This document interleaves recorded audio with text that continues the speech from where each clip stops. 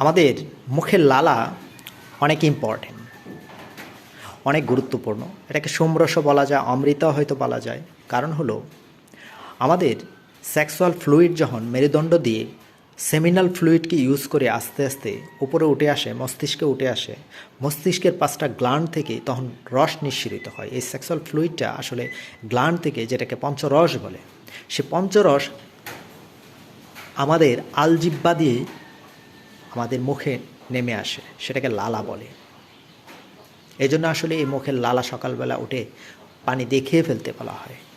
এটা আমাদের অনেক রোগের উপকারী। আর এই মুখে যদি লালা না থাকে, আপনার খাবার হজম হবে না, আপনি মুখ নাড়তে পারবেন না। সবচেয়ে বড় কথা হলো এটা স্পিরিচুয়াল একটা ড্রাগ, ন্যাচারাল ড্রাগ। সেটাকে অমৃতা বলা হয়, সোমরস বলা হয়।